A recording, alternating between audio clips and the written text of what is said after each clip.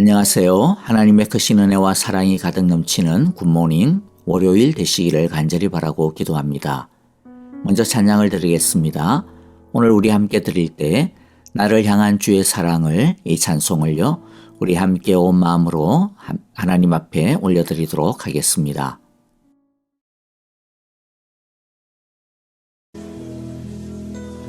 주를 향한 나의 사랑,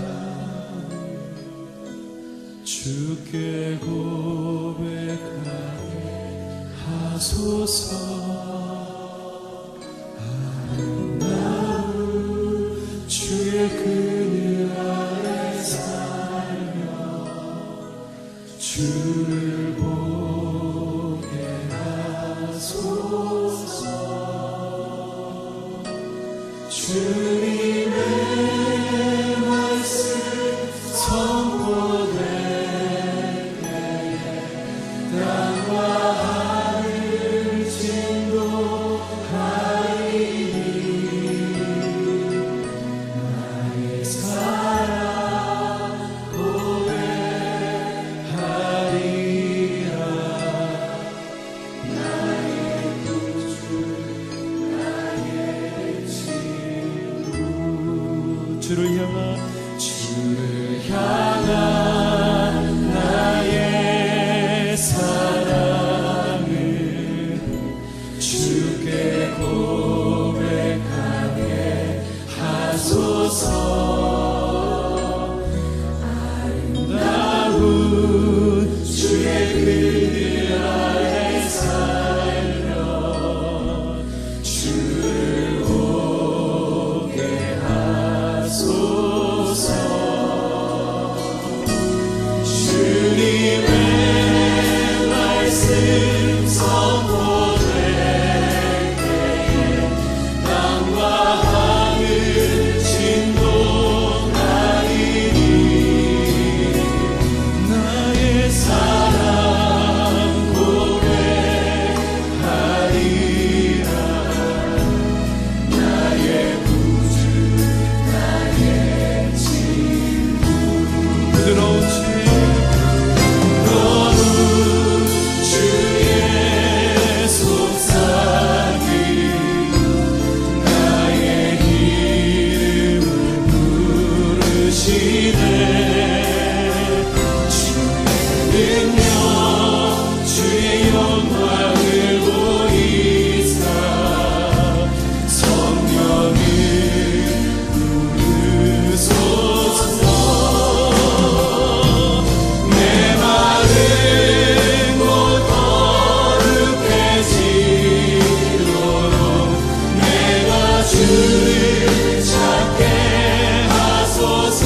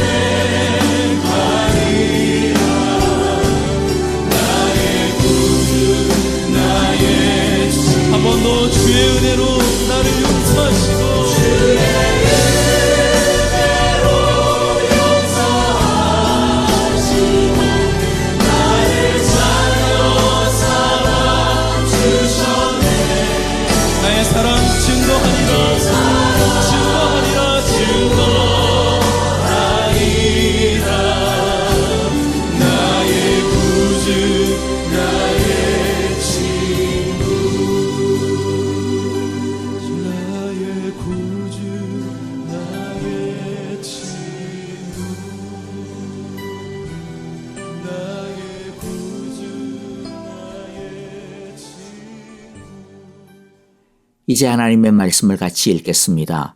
오늘의 말씀은 빌레몬서 1장 15절부터 25절입니다. 15절 제가 먼저 읽겠습니다. 그가 잠시 동안 그대를 떠난 것은 아마 그대로 하여금 영원히 그를 데리고 있게 하려는 것이었는지도 모릅니다. 이제부터는 그는 종으로서가 아니라 종 이상으로 곧 사랑받는 형제로 그대의 곁에 있을 것입니다. 특히 그가 나에게 그러하다면 그대에게는 육신으로나 주님 안에서나 더욱 그러하지 않겠습니까? 그러므로 그대가 나를 동지로 생각하면 나를 맞이하듯이 그를 맞아 주십시오. 그가 그대에게 잘못한 것이 있거나 빚진 것이 있거든 그것을 내 앞으로 달아놓아 주십시오. 나 바울이 친필로 이것을 씁니다. 내가 그것을 갚아주겠습니다. 그대가 오늘의 그대가 된 것이 나에게 빚진 것이라는 사실을 나는 굳이 말하지 않겠습니다. 형제여, 나는 주님 안에서 그대의 호의를 바랍니다. 그리스도 안에서 나의 마음에 생기를 넣어 주십시오. 나는 그대의 순종을 확신하며 이 글을 씁니다. 나는 그대가 내가 말한 것 이상으로 해주리라는 것을 압니다. 그리고 나를 위하여 숙소를 마련해 주십시오.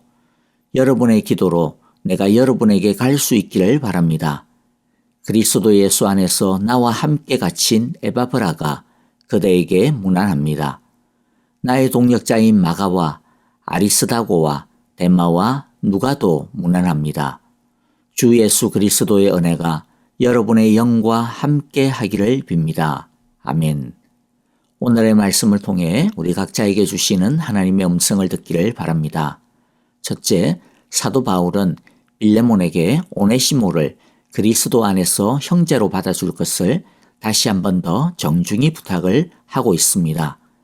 이미 설명을 드렸듯이 바울 당시에는 주인과 노예의 신분 차이가 뚜렷했습니다. 신분의 차이뿐만 아니라 본질적인 차이마저도 뚜렷했습니다. 게다가 도망친 노예는 주인에게 경제적인 손해를 끼친 것뿐만 아니라 주인의 명예와 명성까지 먹칠을 한 용서받지 못할 죄인이었습니다. 그런데도 바울은 빌레몬에게 도망한 종 오네시모를 용서할 뿐만 아니라 그리스도 안에서 형제로 용납하라고 간청하고 종용하고 있습니다. 15절에서 바울은 하나님의 섭리의 관점에서 이 일을 설명하고 있습니다. 그가 잠시 동안 그대를 떠난 것은 아마 그대로 하여금 영원히 그를 데리고 있게 하려는 것이었는지도 모릅니다. 오네시모가 도망을 친 것은 대단히 잘못된 것이지만 그러나 그 일로 인해 자신을 만나게 되었고 그가 예수님을 믿게 되었고 그리고 그가 개과천선하여 완전히 다른 사람이 되었고 바울이 앞에서도 언급했듯이 그가 이전에는 별로 쓸모없는 존재였는데 이제 오네시모라고 하는 그 이름 그대로 유익이라고 하는 그 이름 그 뜻 그대로 쓸모있는 유익한 사람으로 바뀌게 되어 하나님을 위해서나 하나님 나라의 복음의 사역을 위해서나 귀하게 사용되어지고 있을 뿐만 아니라 이제 빌레몬에게도 이전과는 비교가 되지 않을 정도로 유익한 동력자가 될 수 있게 되었으니 그가 도망친 것을 너무 나쁘게만 보지 말고 이 일을 통한 하나님의 일하심을 보았으면 좋겠다라고 하는 뜻입니다. 하나님께서 이렇게까지 선하게 그를 통하여 일하셨으니 우리가 오네시모를 통한 하나님의 선한 계획을 인정하고 오네시모를 받아줌이 마땅하지 않겠느냐라고 설득을 하고 있는 것입니다. 바울이 이렇게까지 설득하는 것은 빌레몬으로 하여금 정말로 그가 자발적으로 자원하여 오네시모를 용서하고 사랑하기를 바라는 마음 때문인 것입니다.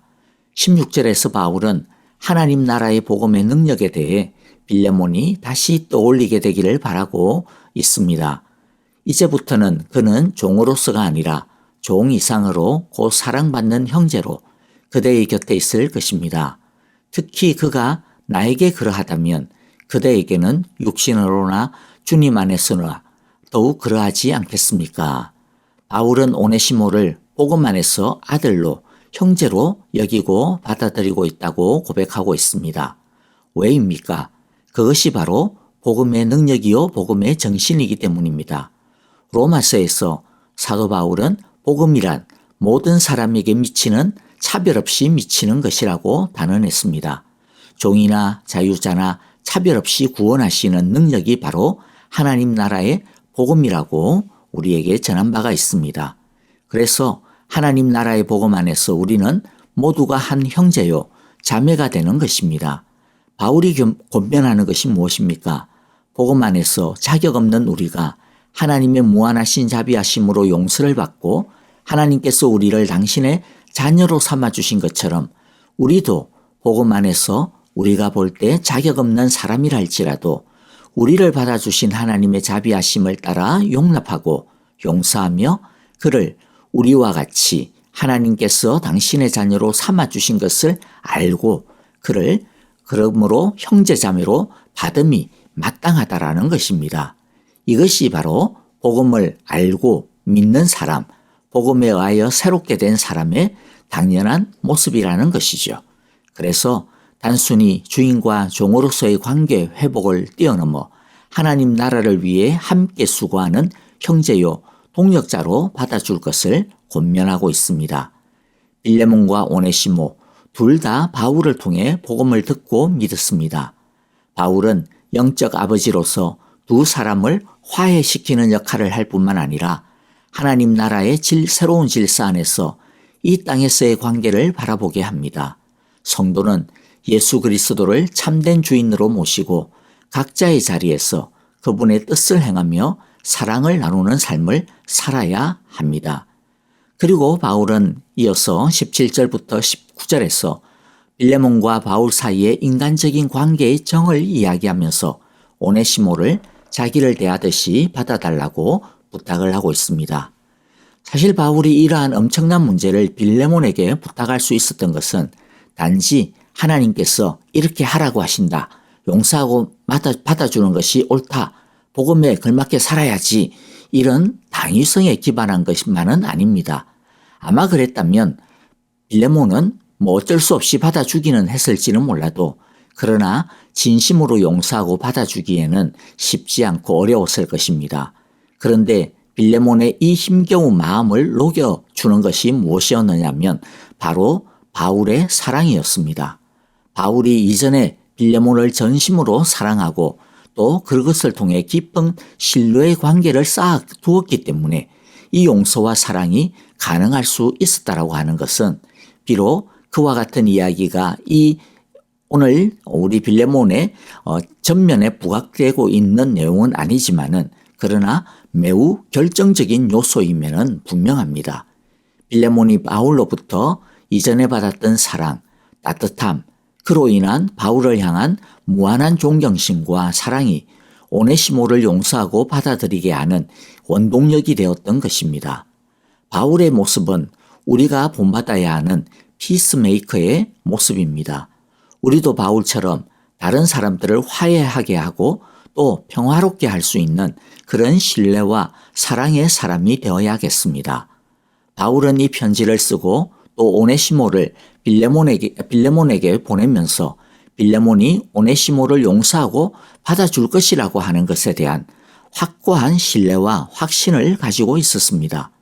바울은 빌레몬이 오네시모를 동역자로 형제로 받아들여야만 그의 마음에 평강이 있을 것이라고 그렇게 전하고 또 자신이 말하는 것보다 빌레몬이 더 크게 행해 줄 것이라고 안다면서 신뢰를 그에게 보여주고 있습니다. 사실 그런 확신이 없었다면 감히 오네시모를 빌레몬에게 다시 돌려보낼 수 없었을 것입니다. 이 장면을 보면서 우리는 저절로 기도를 드리지 않을 수 없게 되는 것 같습니다. 복음 안에서 우리 사랑의 교회 성도들도 이처럼 서로에 대하여 이런 신뢰와 의리가 더욱더 깊어지고 단단해질 수 있기를 또 간절히 바라고 기도합니다. 마지막으로 바울은 자신이 빌레몬이 살고 있는 골로새 지역을 방문할 계획이 있으니 그때 자신을 위해 숙소를 마련해 달라고 요청합니다. 사실 바울은 지금 감옥에 갇혀 있고 언제 석방이 될지도 모르는 알 수 없는 그런 상황입니다. 하지만 그런 순간에도 바울은 꿈을 꾸고 있는 것을 우리가 보게 됩니다. 감옥에 갇혀 있다고 해서 마음과 정신마저 갇혀 있는 것은 아니었던 것입니다.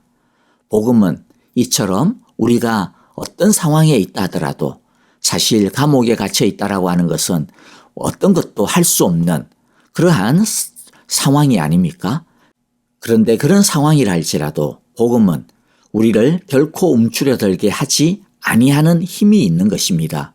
우리도 바울이 누리고 있었던 이런 복음의 능력을 항상 가질 수 있게 되기를 간절히 바라고 기도합니다.